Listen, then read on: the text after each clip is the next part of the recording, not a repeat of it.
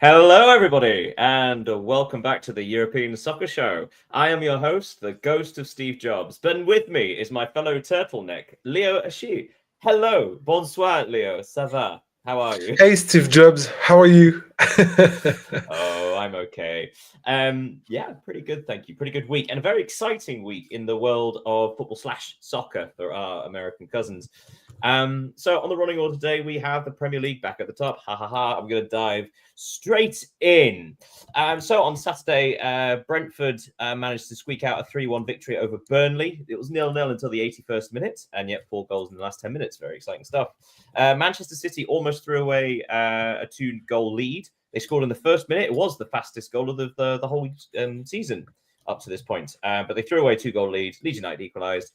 Man City then won it with a late Phil Foden goal. Sunderland came from behind, 2 goals behind, against Bournemouth to win 3-2, which included one of the best goals for a losing team I've ever seen. Tyler Adams lobbing in from a good 40 yards. Everton won, Newcastle United 4. Newcastle finally have an away win this season, and they went into a 4-goal lead. They then scored the fastest goal of the Premier League season. Again, hectic Saturday. And the last game of the Saturday, Tottenham Hotspur's home woes continue, losing 2-1 at home to Fulham, conceding 2 goals in the opening 6 minutes. On Sunday, Manchester United's good form continued. They were awful in the first half, but they managed to turn it around, winning 2-1 at Crystal Palace. Aston Villa's excellent form continues with a 1-0 victory at home over Wolves, who are doing what Wolves do best. Nothing. Nottingham Forest lost at home 2-0 to Brighton. West Ham United lost 2-0 at home against Liverpool, who finally won a game in the Premier League. And the big match of the weekend, Chelsea won, Arsenal won, which is where we're going to start. So Chelsea, the Arsenal game, it was a spicy first half. I think there were 4 yellow cards in the opening 15 minutes. Yeah. And a red card for Moises Caicedo in the first half as well. But despite the red card, Chelsea were the better side, weren't they? Both with 11 men and even with 10 men. As you mentioned, it was a very intense and entertaining, to be honest, because I don't think it was spectacular because of a lot of goals or anything, but it was quite enjoyable to watch this clash with a Stamford Bridge of the big nights in English football. So it was a good show, and as you said, I think Chelsea played the best football. Maybe we can explain that because, of course, Arsenal had a tough week facing first Tottenham, then Bayern Munich in a clash between two of the maybe 3 best teams in Europe at the moment, and now traveling to Stamford Bridge is never easy. So yeah, but if we don't, we will talk about Arsenal, of course. But the biggest point is that Chelsea played a great game. I don't know what you think of that, but well, if you remember last week, I asked the question: Are Chelsea the second best team in England? But they've had a hell of a week, obviously defeating Barcelona, yeah. and of course now drawing with Arsenal with 10 men and actually being the better side. Has everything shifted for Enzo Maresca? Because it was only about 6 weeks ago that he wasn't necessarily under pressure, but people were questioning his style of football. It was a bit stodgy, despite the £1.4 billion of investment, whatever it is. And yet, it seems to be coming together. So, after this week, are they the second best team in England? That's a tricky question, as usual from you. So I'm not. I know you, but yeah, maybe they maybe are because we know that against they seem to have find the recipe against the big teams. We saw that at the Club World Cup when they played Paris Saint-Germain with high pressure. We saw that against Barcelona the midweek with Rhys James masterclass, in my opinion. Again, against Arsenal yesterday. So yeah, they know how to play against the big teams, and I think their main purpose now is to play for the title, because I don't think they started the season saying, okay, we will maybe we will maybe try to win this with Liverpool, Arsenal, maybe Manchester City. They want to found back the way to European football, certainly Champions League, but I don't think they expected to be competing for the title. Well, looking at the top of the table, Arsenal now on 30 points. That's 3-0. Manchester City second on 25. And then Chelsea third on 24, level with Aston Villa, who have really, really recovered from the start of the season. So obviously, we talk about the second best team in England, because Manchester City, though defeating Leeds United, did allow a 2-goal lead to slip and have looked vulnerable, and have actually had a very poor week, losing at Newcastle and then losing at home to Bayer Leverkusen, making 10 changes in the Champions League. So I suppose also the question of them, are Chelsea the second best team in England? Well, officially they're the best team in the world.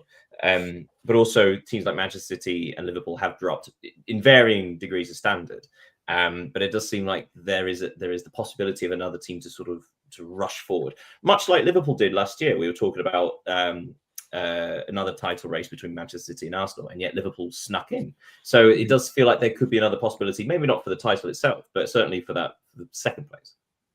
Yeah, but in fact, correct me if I'm wrong, but Manchester City are second in the league, no? Currently, yes, but yeah, that's what I'm saying. So City are 1 point ahead of Chelsea, but my point being that Chelsea seem to have more consistency, sometimes underwhelming, but they are consistent, whereas Manchester City kind of burn hot or cold. Yeah, and that's where the paradox is, in my opinion, because against Leeds they didn't shine bright. They needed great performance from Phil Foden, scoring at the very beginning of the game and then at the very end of the game. And go watch his second goal. Very interesting. But yeah, it wasn't an easy game for City. We've mentioned last week the next fixtures for Leeds United, and they almost took 1 point at the Etihad, so it was a great performance from them too. Yeah, and looking at the goals City conceded, it reminded me a little about the last season's goals they used to concede from mistakes, individual errors. So, but last year they didn't necessarily won those games. So, if we want to see that like an improvement, it is. Looking at the bottom of the table, so actually before we do, so there is a 5-point gap between Arsenal in first and Manchester City in second. And there is a 5-point gap between Manchester City in second and 10th place, I believe. So that just shows, again, sort of like how compact the middle of the table is. And in fact, it goes all the way down to 14th. But looking at the bottom, obviously there's a huge gap between Wolves and Burnley. But there is now a gap between Forest in 16th and 15th place. In Fulham. Which is also 5 points. So there seems to be these two gaps right at the top of the table and between 15th and 16th. So it does appear that Forest, West Ham, Leeds, Burnley, and of course Wolves are the teams fighting relegation because that gap is building. Yeah.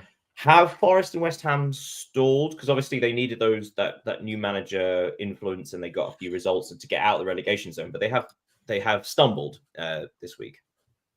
Or do you think it's just a one-off, having faced decent opponents? West Ham faced Liverpool, and Nottingham Forest came unstuck against the really good Brighton side.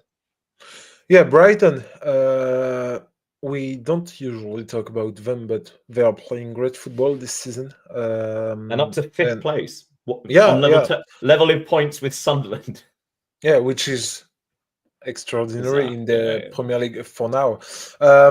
Concerning Forest, I think they will play against Wolves midweek, so there is a good opportunity for them to grab some points, and maybe because you talked about the fact that 5 points separate Fulham from Nottingham Forest. So maybe Fulham are inconsistent. They are capable of winning some strange game like it was Well, against very Tottenham. true. However, Yeah, again, it was a few weeks ago we were talking about which teams might slip back into it, and Fulham were mentioned, and since then they've won 2 on the bounce, I think. But of course, really impressive win at Tottenham yeah, this week. So it does feel that Fulham have that ability to show their quality in certain matches. yeah. Again, having that gap of 5 points does suggest that perhaps they would be safe. But I think we have to mention the fact that Tottenham lost this game because of Tottenham. If you watch the start of the game with the 6 or 7 first minutes and the 2 goals conceded by Vicarious, it's like by Vicarious, sorry, it's like a joke because Well, let's bring that up actually. yeah, Since we're talking about it, so we were going to mention Tottenham's horrible home form. So obviously, the first goal, Tete scores in the 4th minute, a deflected strike from the edge of the area, and then only 2 minutes later, Harry Wilson scores. Gorgeous finish after Vicario yeah, loses the ball, trying to keep possession outside of his box, and Wilson managed. It was actually a lovely layoff for him as well to kill him from the byline. So Thomas Frank criticised some of the fans who were booing Vicario for that performance. Do you understand the booing, considering, first of all, how bad Spurs' home form has been, but also if you consider how expensive their tickets are to go and watch these matches? And this isn't just under Thomas Frank. You go back to obviously last season under Ange Postecoglou. Tottenham Hotspur have only had, I think it's 5 home wins to celebrate in the last 12 months. That's disgraceful when you consider the season tickets are over £1,000. yeah. I completely understand the booing. To be honest, they conceded. If you just take the 3 last games, they conceded 11 goals in these 3 games. They hadn't won a single game in the Premier League for months. So, of course, it's not what a team like Tottenham should do.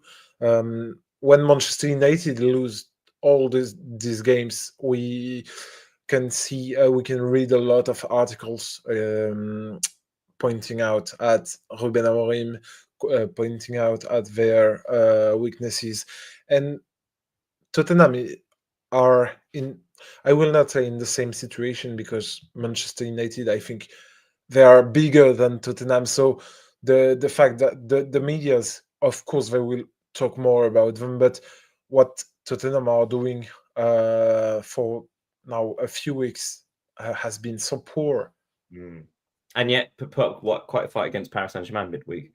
Yeah, So before we head off, a quick word on Liverpool. Liverpool finally got a win to end the rot. Alexander Isak getting his first goal in the Premier League, and Cody Gakpo getting a second goal in stoppage time after Lucas Paquetá was sent off for 2 very quick yellow cards for dissent. But obviously he seems to be going through his own thing after the betting investigation into him. So a word on Liverpool. Were they better without Salah? I think if they were not, they were maybe more consistent, as you mentioned. Because for those who hadn't seen the game, Mohamed Salah was put on the bench and he didn't enter the pitch. It was I saw a statistic. It was the first time since 2020 that Mohamed Salah didn't play a single game as starter or as a substitute. So it was a strong message sent by Arne Slot, in my opinion, especially given the fact that Liverpool extended Salah's contract a few months ago, and it was one of the main talking points last season with Van Dijk's and Alexander Arnold's.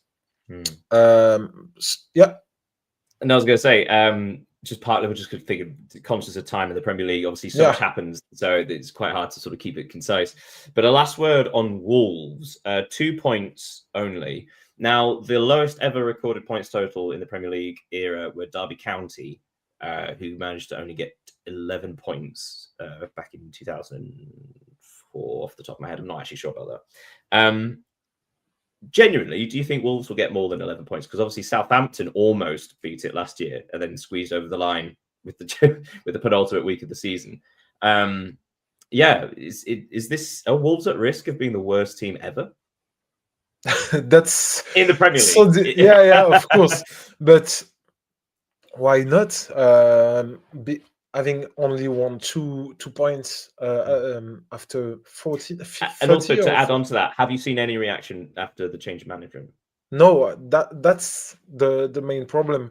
The fact is that when your management decide to change, the coach is to provoke something on the team, on the players, and they appointed O'Neill, who know the club because he previously be a manager there, and nothing seem to happen. So there are a lot of concerns about the situation. It's maybe too soon in the season to say they will be relegated, but if we are being honest, and I think Wolves fan are, yeah, Wolves are They going to are be currently relegated. 8 points. That's the biggest gap in the league by far. 8 points between them and 19th. Yeah, And 9 points between them and safety. Well, sort of. 10 points, but 10 points behind safety, really. So it's yeah, not, especially when you that's a consider lot. the goal difference. So, yeah. Yeah. Okay, let's park the Premier League there. And as we go on to La Liga, and you say the notes there, Real Madrid sound the alarm indeed. Something stinks in the capital. So on Friday night, Getafe defeated Elche 1-0 for a precious victory for Getafe as they move pretty close to European football. On Saturday, a great match between Mallorca and Osasuna played out 2-2. Mallorca winning 2-0 until the 82nd minute, and Osasuna managed to claw it back in the last 10 minutes. Barcelona 3, Alaves 1. Alaves actually took the lead in the first minute of this match before goals from Lamine Yamal, Dani Olmo making it 2-1 before half-time, and then Dani Olmo also getting the third goal in stoppage time. Levante 0, Athletic Club 2. Their rebuild continues. Atletico Madrid 2, Real Oviedo 0. Another victory for Atletico. On Sunday, possibly the match of the whole weekend in any league. Real Sociedad 2, Villarreal 3. A fantastic match where the lead changed twice, I think, or 3 times. And Villarreal winning it in the 5th minute of stoppage time through Alberto Marrero. Sevilla lost at home to Real Betis, a painful one for that. 2-0 to Real Betis there. Celta Vigo 0, Espanyol 1. And where we're going to start, Girona 1, Real Madrid 1. So this is, correct me if I'm wrong, the third draw in a row for Real Madrid.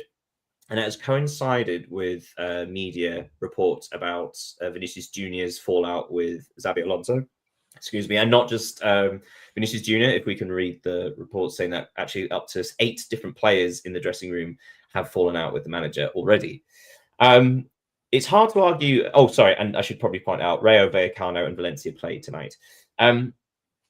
Yeah, it's hard to argue against the fact that this is distracting the team because the results speak for themselves. They played poorly midweek. They beat Olympiacos, but it was close. It was 4-3 in Athens. So yeah, yes. First of all, this has got to be a distraction, isn't it? And secondly, how on earth do they get out of it? As you mentioned, they have drawn their third consecutive game in La Liga yesterday, and they have now dropped 6 points against teams in the bottom half of the table, which is obviously too much. First, when you want to win a title, a champion title, when you face Barcelona, teams like Barcelona and Atletico Madrid.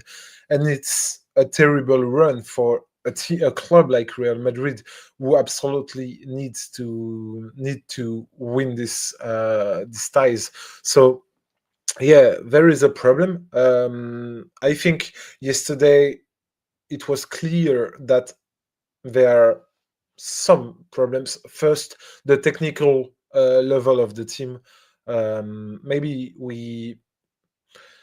when Kroos, when Modric, when Casemiro, and they left, we maybe didn't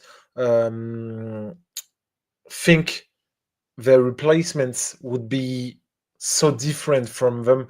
because we are talking about one of the greatest midfields in maybe football history. So yeah, we've seen that Bellingham, Güler, who play in the same area on the pitch with Mastantuono. Valverde is not in the greatest form of his career, so they have a lot of problems. Well, sorry to interrupt. A word on Valverde though. Sure, it probably doesn't help that he keeps being pushed out to right back.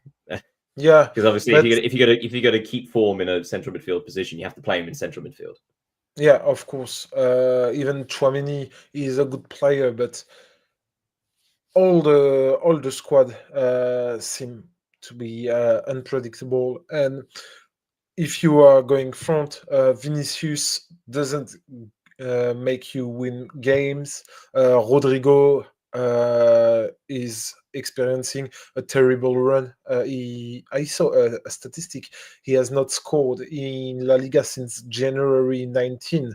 So basically almost a year for a player at Real Madrid and an attacker. It's obviously to. It's also mad the fact that Rodrigo was linked with several clubs across Europe, including in the Premier League. Yeah, Manchester City, I remember. And they nothing was done considering how his season's gone. It feels mad that not more was done to find him a new location. Yeah, I don't know who will accept because he is valued at around 80 million. I don't know which team will accept to pay this at the moment because of course the European football finances are at least difficult. So I think they will Xabi Alonso's work will be very difficult, and his team lacks stability both in its playing system because it changes a lot and its choices of players. And I think, yeah, they lack quality. Yeah. Well, let's move on for Real. Let's have a quick word on Villarreal. So their match against Real Sociedad. Villarreal took a 2-goal lead with goals from Jose Perez and Moreo either side of half-time before Carlos Soler and Barrenetxea equalized. But then again, Moreo getting that late goal. Villarreal keep finding these results. So looking at the top of La Liga, Barcelona are now top on 34. We'll talk to them in just a sec. Talk about them in just a second. Real Madrid on 33, Villarreal on 32, and Atletico on 31. So 4 teams all separated just by 3 points. We have it. We definitely have a 4-way title race. How much longer can Villarreal stay in this? Because they are not dropping. In fact, they have the second longest win streak across all 5 European competitions, European leagues. Which is mad for a club like Villarreal. Yeah. And which is funny with Villarreal is that they have 2 faces. The one in La Liga where they're unbeatable, and the one in the Champions League where I think they were defeated against Paphos. And they yes, of course, yeah. maybe have one or 2 points in the Champions League, so it's quite funny. Against the five wins in a row, though, 5 wins in a row in the La Liga speaks that something's good, something's bubbling, something's ticking there. And actually, if Real Madrid's form continues, they may well be overtaken by both Villarreal and Atletico.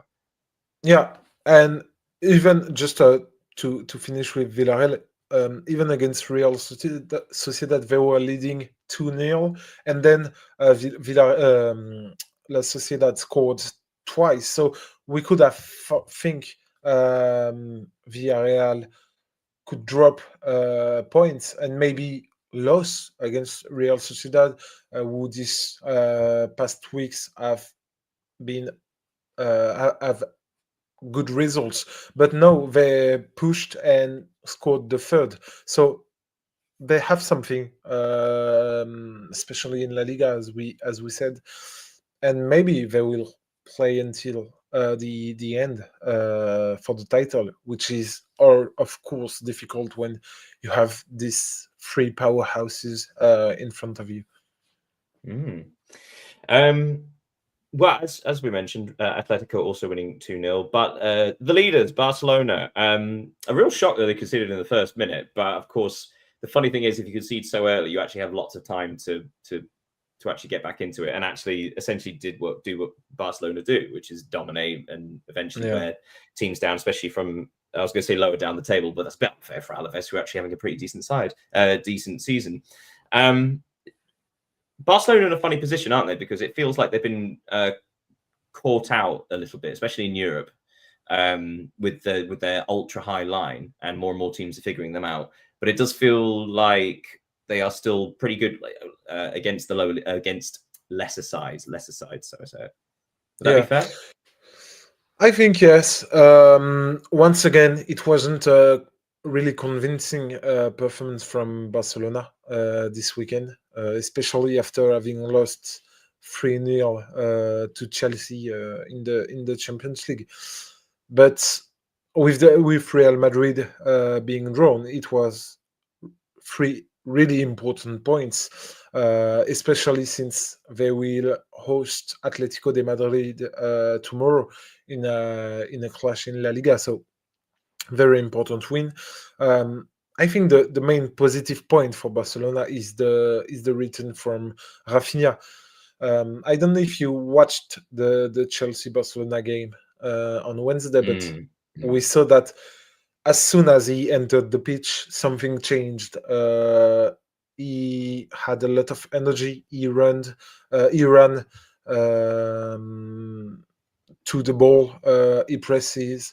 A lot of things that I think missed Barcelona. And once again, this weekend against Alaves, he did the same thing. He assisted 1 goal. So he's the captain of the team. We need to. It's important to recall. They also had Joan Garcia back on the pitch. Pedri and Frankie de Jong are expected to return soon. So I think yes, the second part to the season will be better for them. And Hansi Flick, I think he believes it too. Right, we're gonna have to park La Liga there because we're probably running way over already in the running order. So let's go to Italy with Serie A. So on Friday, Como continues their excellent form as well, winning 2-0 at home to Sassuolo. On Saturday, Genoa got a precious victory, 2-1 at home against Hellas Verona, coming from a goal down to win that. Parma 0, Udinese 2. Juventus 2, Cagliari 1. Cagliari took the lead in that, and Juventus needed 2 goals from Yildiz to get to squeak a victory over the relegation threatened side. AC Milan 1, Lazio 0. A single goal by Rafael Leao. AC Milan seem to be turning up for the big matches. On Sunday, Lecce got a precious victory, 2-1 at home against Torino. Inter beat 1-2-0 at Pisa. Pisa managed to get to halftime 0-0, but 2 goals from Lautaro Martinez in the second half swung things that way. Atalanta 2, Fiorentina 0, a goal from Casuono and Lookman either side of halftime. And the big one, Roma 0, Napoli 1, single goal by David Neres, and Bologna Cremonese play tonight. So let's start with Roma Napoli. Napoli, I mean, it wasn't a great game to be honest, but Napoli did exactly what they needed to, and it probably showed a little bit of experience over a Roman side who maybe don't quite have that cutting edge against the top teams in Italy, because as you've pointed out in the notes, this is the third time they've lost against a title rival. Yeah, they lost against AC Milan and Inter too this season. So all three. So they've now lost all three against the title rivals, and yet they're only 1 point off the top. So remarkable to think that just like one draw against any of them and they would still be top. Yeah, and which is super exciting for the title. When you watch David Neres' goal from yesterday, it's strange. You can see it's kind of strange because Roma's defense is reputed to be super solid this season. They don't score a lot of goals, but they don't concede, and it was strangely easy for Neres to just go to the goal and score this single goal to ensure Napoli's the win. As you said, it wasn't a great game, but yeah, Napoli are doing great. They are now second in the league. They had. We have to note that they don't play with Kevin De Bruyne, who is injured and who will Mhm. be for several months in the future. So, yeah, great Napoli team and good work. They have now 9 wins in Serie A for only 3 defeats. So they can make maybe the back to back. They are likely to make it. Well, looking at the top of the table, AC Milan on 28, joint top with Napoli, who are behind on goal difference. But of course, it doesn't really matter anymore because of the playoff. Inter are third on 27, level with Roma, and Bologna on fifth, level with Como on 24. Bologna play tonight. In fact, could go up to third place with a victory. A significant victory, I should probably say. So AC Milan are top, doing just enough against Lazio. Yeah, AC Milan are doing just enough, but you feel with the fact that they're not in Europe this year, which of course we keep talking about, but it does feel Yeah, like they perhaps should have had more of an advantage considering they have no midweek games. It feels like teams like Inter and Napoli may well actually their form may improve as the season balances out in the next couple of months. Do you think so, or do you think AC Milan are actually building a bit of momentum? I think both. They are building momentum without European football, but there will be, in my opinion, one big question during the second part of the season. It will be concerning the contract extension of Mike Maignan, who has been um, exceptional this Mm. season. Once Well, of again, course, of course, AC Milan have a good track record of giving contracts to their extremely good goalkeepers in the final year, haven't they? yeah, that's why. And there are a lot of discussions. Fan would like him to stay, of course, but there are discussions. And if Maignan is to leave Milan, it can be something to that distract the whole team. To be honest. Mm. For those of you who don't know, by the way, I was making a glib remark about Gigi Donnarumma and his how he Yeah. departed AC Milan to Paris Saint Germain. Okay, so I mean, Juventus just doing enough, Inter doing enough. Yeah, it is looking fantastic. I mean, even so, I've included sort of Bologna in fifth, Como in sixth, who are only 4 points behind the leaders. And even Juventus Juventus. Juventus are Yeah. 5 points behind, and then there's a bit of a gap. So it does feel like these are the 7 teams playing for European football and the title, and it could genuinely be in any order. Yeah, that's what is exciting. You've mentioned European football, but in a certain world, Juventus can grab points and go top of the league, which is, which is very incredible given their record. The question for Bologna and Como is to see that will they be able to continue on their form? But it I speaks think, highly about the coaching abilities of both Cesc Fabregas and uh, oh who's the coach of Bologna? Is it Italiano? Vincenzo Italiano, yeah. Yeah. So it speaks highly about the fact that both of those coaches seem to be. They're not. This isn't by accident. Both of these teams play incredibly intelligent, clever football. Yeah, you're right. I interviewed Maxence Cacré a few months ago, who's playing with at Como, and he talked to me about why he joined Como from Lyon and what is the role of Cesc Fabregas. And he told that he explained that the fact that Fabregas always wants to have the ball because he's, of course, a child of Barcelona. So he has the Barcelona ADN of Cruyff, Rexas, Guardiola, and every great coach coming from La Masia. And yeah, Maxence Cacré told me that the thing he particularly appreciate from Guardiola is the fact that he always desired to play with the ball, and that's something we are not really used to in Serie A, which is a league renowned for the defenses, Mm. tight game, and when you watch Como, you can feel that they really want to attack because it's one of the main pillar of Barcelona ID to attack, to have the ball, to have their 10 players the closest to the opposition goal. And this is something I think we can see when we watch Como. So very interesting team, and they have great quality players. For example, Nico Paz, who has Mm. now 5 goals and 5 assists in Serie A, who is heading to a return to Real Madrid next summer. But they got some very interesting players, experienced one. So this is a good mix, and maybe they will climb to the Champions League spot for Only time will tell, but it's going to be yeah. exciting to follow it.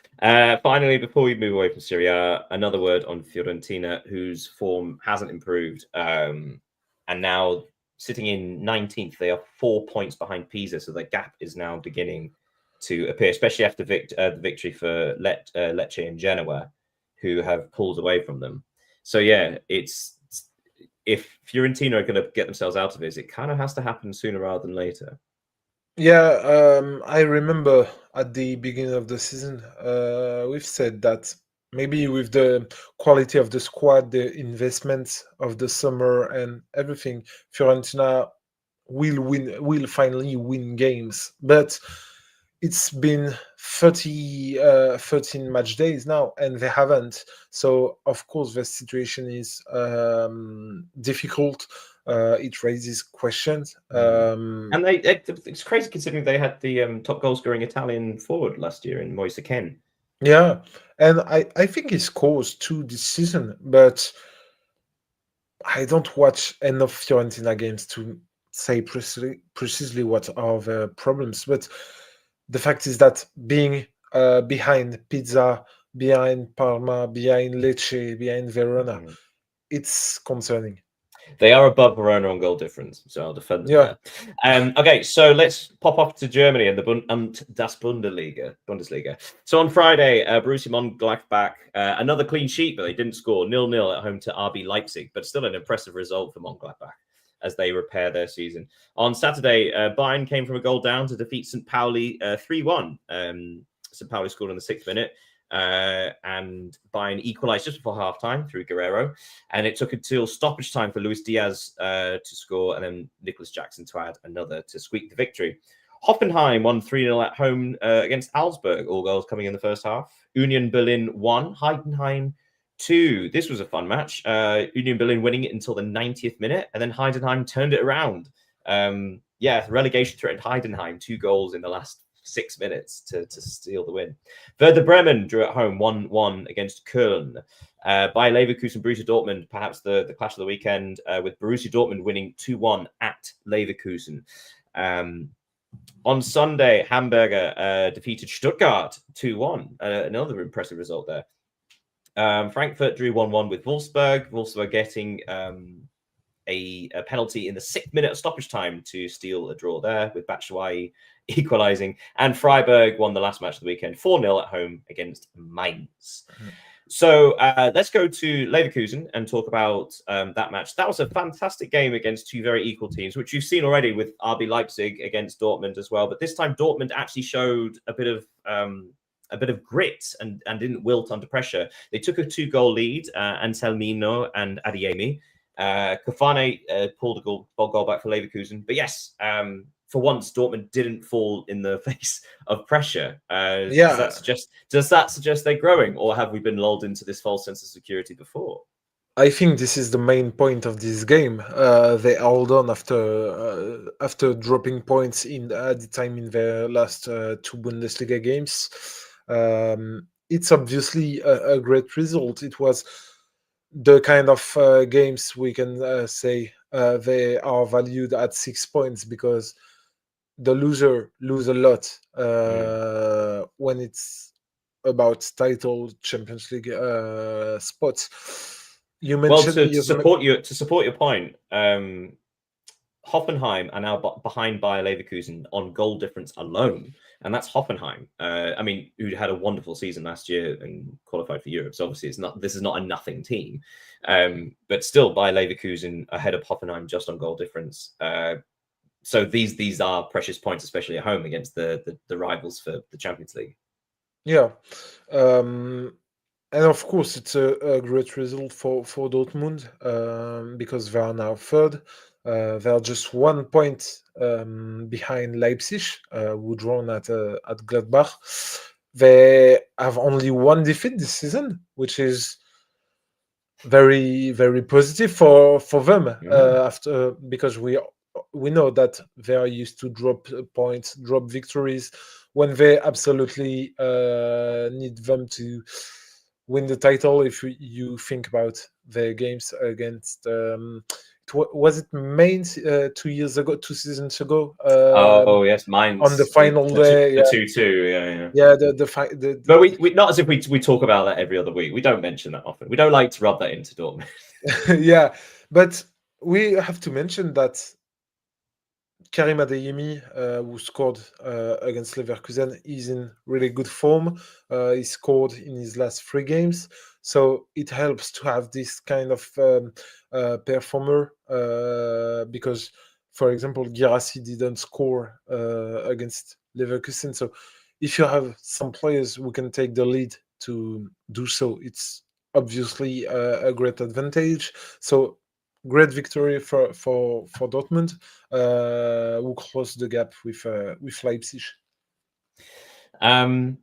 Let's have a quick word on Bayern because they also conceded early and looked a bit not at their best. But I suppose they have the strength and depth to turn it around because obviously Luis Diaz in the 3rd minute stoppage time, Nicholas Jackson in the 6th minute stoppage time.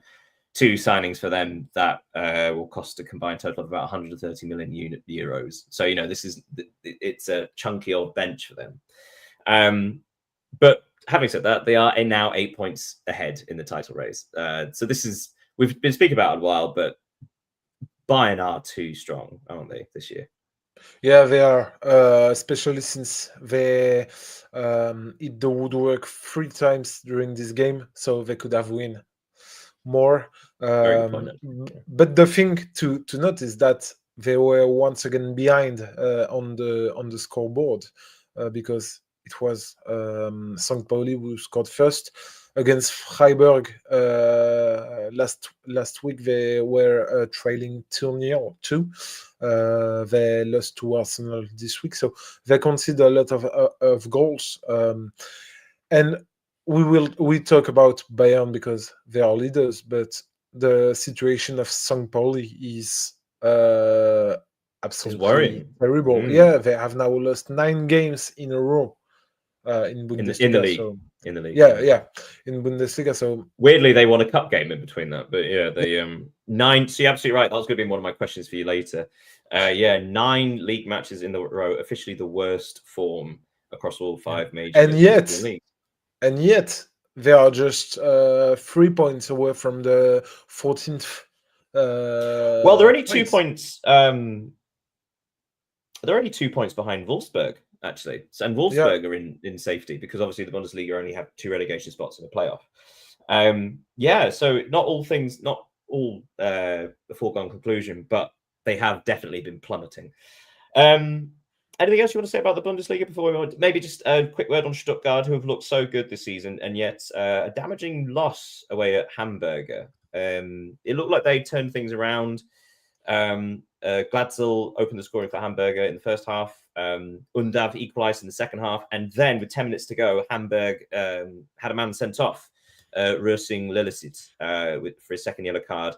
And yet, Stuttgart, not only did they not find a way through, but Hamburg managed to steal a victory in the 4th minute of stoppage time through Fabio Vieira, the lesser spotted Fabio Vieira. So, first of all, hell of a ending for Hamburg, but also really disappointing for Stuttgart. It feels like they let that one slip. Yeah, and they won. You've mentioned it. They won at 10 men against 11 because they scored after their player being sent off. Even Denis Undav, who has now scored 6 goals in his last 3 games, couldn't prevent them from losing. It's funny. I didn't even know that Fabio Vera was playing at Hamburg, so Mm. it's funny to see that. Um, it's good for them because this season they are inconsistent, but against big teams they are okay because they beat Stuttgart. They didn't lose against Dortmund. They they drawn against Union Berlin. Their biggest loss is against Bayern Munich, but as everyone else, I want to say, so it's a good thing for them to have win this and a good opportunity to take points from the relegation zone too. All right, so let's park that there. And for the last trip around Europe, we're going to France and Ligue 1. Metz's return to their regular form continues on Friday night as they lost 1-0 at home to Rennes. Although Rennes themselves on a wonderful turn of form. That is now their 4th win in a row in Ligue 1, I believe. On Saturday, Monaco continued to be the most frustrating team in the league. They've been terrible for so long, and yet somehow they just defeated Paris Saint-Germain 1-0, a goal from Minamino, before Kera got sent off with 10 minutes to go. But they held on for the victory against the French champions. Paris FC won, Auxerre won. Marseille, excellent form, but they lost. Sorry, they didn't lose it. They drew 2-2 at home to Toulouse. But Toulouse equalised in the second minute of stoppage time, so Marseille narrowly avoiding victory there. And on Sunday, Strasbourg, a damaging loss at home to Brest, who came from a goal behind to win this. Lens, excellent 2-1 victory at Angers. Lille, actually, they've returned to form as well, winning 1-0 at Le Havre. The only goal coming from a late Igamane winner in the 88th minute. Lorient, an impressive Lorient win, actually, the relegation threatened side, winning 3-1 at home against Nice. Nice doing Nice things, but very badly. And Lyon finally get the monkey off their back with a victory, 3-0 at home against Nantes, although it was 0 at half-time, and Nantes had a man sent off in the 43rd minute. Right, so let's talk about first of all, we have a new leader. We have a new leader in Ligue 1, and it is Lens. Yeah, Lens. and really deserve, to be honest, because we've talked about it about them since the start to the season. They sold a lot of important players this summer. They changed their manager, and yet they they are doing really great in the league. It's the first time in 24 years they are leader in Liga, so it's a true event. They have beaten a really interesting Angers team this weekend. Sorry. So yeah, Lens really deserve to be at that place, especially since PSG have lost to Monaco and Marseille draw to Toulouse. So this is the opportunity to get on top, and it's more than deserved, to be honest. They took their opportunity for the victory to leap over Paris Saint-Germain. Marseille did not. As I mentioned before, Toulouse equalising the second minute of stoppage time through Hidalgo. And that was only not long after Højbjerg gave Marseille the lead. Marseille, were they showing a bit of a hangover after their midweek victory against Newcastle? I mean, that was a big evening. It was very emotional, but it probably would have taken its toll, yeah? I don't really know because I think Toulouse were playing with a lot of missing players. Marseille are obviously a better team. They were playing at home, but it was as against Angers a few weeks ago when they had the opportunity to take the lead of Ligue 1. They conceded an equalizer in added time after having taken the lead in the second half, which was really funny, to be honest, because I think they scored their second goal at the 75th minute by Højbjerg, and It's very good. 74th, almost perfect. Well done. And Højbjerg, he just took off his shirt like he had won the Champions League. So it was really funny. And of course, with 20 minutes left to play, don't do that, please. But he did. And Richarlison has the habit of doing that, doesn't he? For Spurs, he has a habit of ripping off his shirt and actually then not winning the match. Okay, so I mean, also we should probably mention the Paris Saint-Germain have dropped points regularly this season, or semi-regularly. And it does feel like every single time so far, all their competitors, all their rivals have also dropped points. So it feels great that Lens have actually responded well. They've managed to actually get the victory. And it was the day after, so they were aware of what the results were from Marseille and Paris Saint-Germain. So Lens had the opportunity to get to first place, and they took it. Which also speaks well about their mindset, the ability to handle that pressure and the ability to sort of respond to it. Yeah, it's of course a great performance from Lens, especially given the fact that they lost one of their best defender this week, struggling. A fracture from his not his leg, but a part of his leg. So it was. They said they want to play and to win for him, to honor him, and they did so because PSG lost the day before after another disappointing performance. Once more during this early season. You've mentioned Monaco, and they are impossible to understand because they are really capable of stringing together poor results against weaker opponents, and yet beat PSG. Even if we have to mention that Monaco should have been a Monaco player should have been sent off after a terrible tackle on Lucas Chevalier in the first half, but he didn't, and Monaco made the most of it, scoring from with Minamino.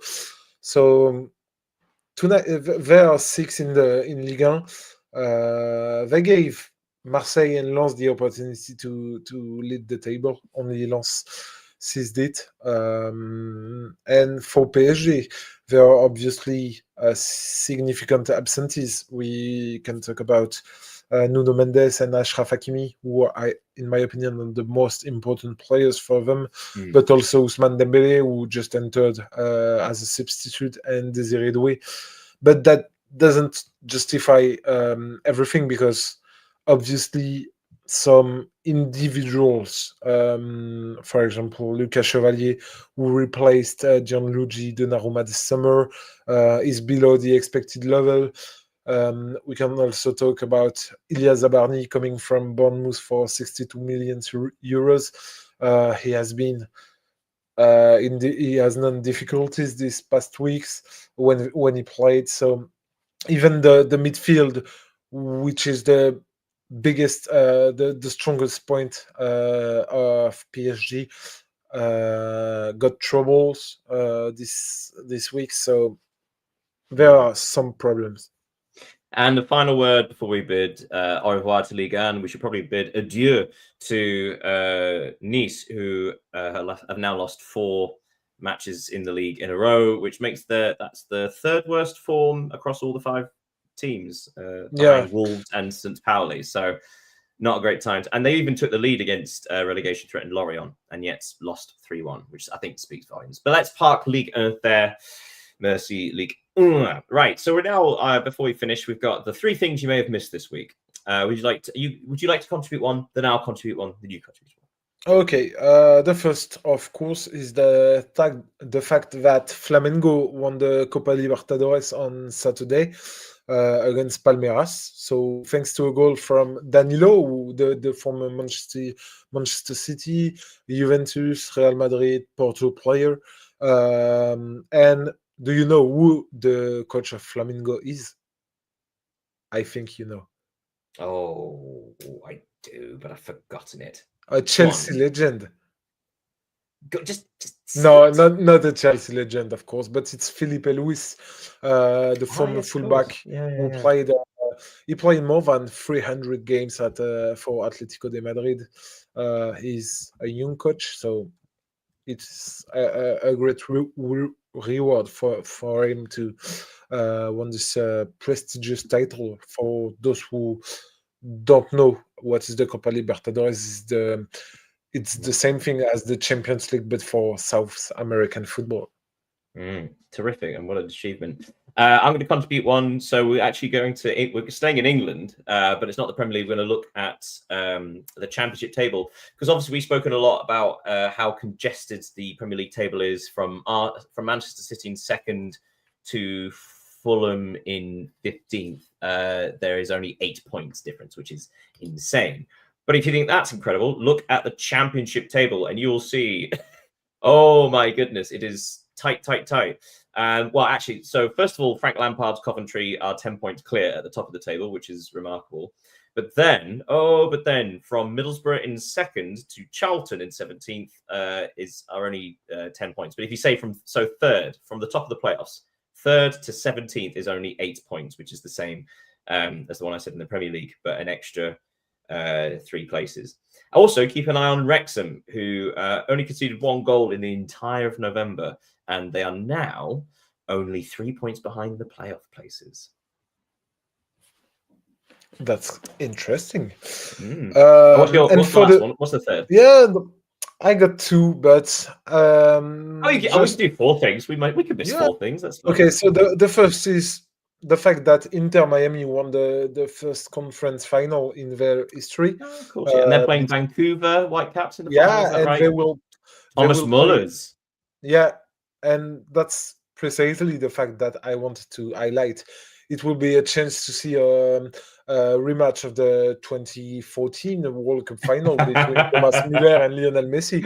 So it will be interesting. And for the last thing you may have missed this week, let's go to Norway, where Viking FK managed to edge out Bodø Glimt, so a team we are used to see in the European competition, who are playing Champions League football this season. They won their first title since 1991. So the fact is that they will compete in the Champions League playoffs next season. So congratulations. I mean, honestly, it sounds a bit bizarre saying this, but genuinely, if anybody watching this, look at the tables for Sweden and Norway. It's fantastic. Yeah. The Swedish one has just been won by basically a fishing village who... Mjolby. 15 years. Yeah, we were only about 15 years ago. We're basically bankrupt in the 3rd division of Swedish football. It's incredible what's happening in Scandinavian football. Right, let's end on trivial trivia. Do you have one for me this week? I got one. Do you know what team is?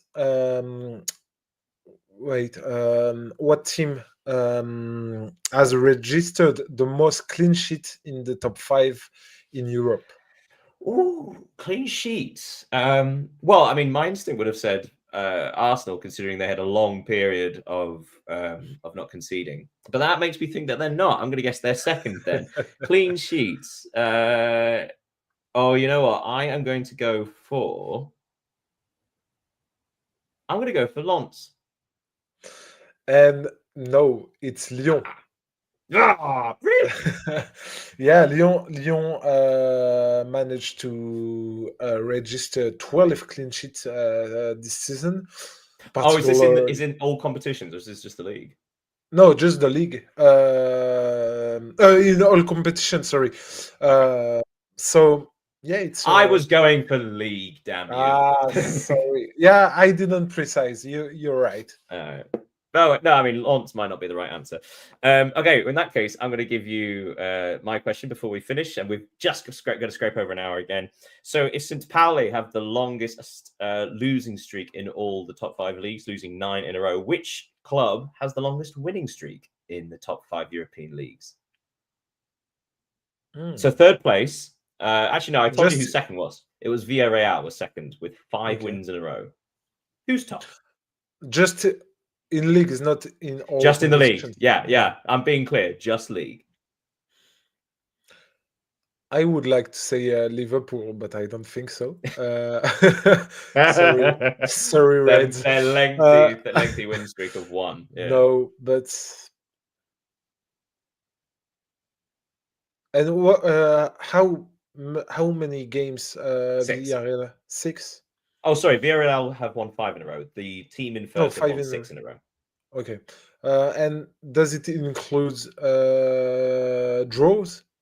No. This is a winning run. So just winning wins in a row. Okay. Yeah. So for context, in third it's place, not Arsenal, of course. No, in third place, it's 4 wins in a row is tied between Barcelona, Lens, and Rennes. Okay. They've had 4 wins in a row. Second place is Villarreal on 5. So who's top? 6 wins in a row. Maybe Milan, no? Or Como? No, in La Liga. In La Liga. Wait. Real Betis? No, So I don't have any idea. Oh, yes. Atletico 6 wins in a row, but also speaks volumes that the top 3 win streaks are Atletico, Villarreal, and Barcelona, which really puts context into the momentum that they've had to catch up Real Madrid, who seemed quite comfortable, and yet now those teams have completely launched at them, which is really surprising. But yeah, 6 league wins in a row for Atletico. So much for a bad start to the season. In a couple of weeks, they may be top. And on that note, we're going to end there. Thank you so much. Merci, Leo. Thank you, Daniel. Well, I will see you next week. In fact, it's going to be a hell of a midweek as well in the Premier League. So we'll probably have to allot an extra bit of time for the English Premier League as well. And also in La Liga, maybe in Serie A also. So okay, warning everybody, next week will be slightly longer if it's already too long as it is. Thank you so much for joining us. Don't forget, there's our X down there. That's our YouTube. Subscribe, follow, do all of it. Smear it on your skin. It'll make you look younger. Thank you once again, everybody, and we'll see you next time. Thanks, have a great everybody. Week. Goodbye.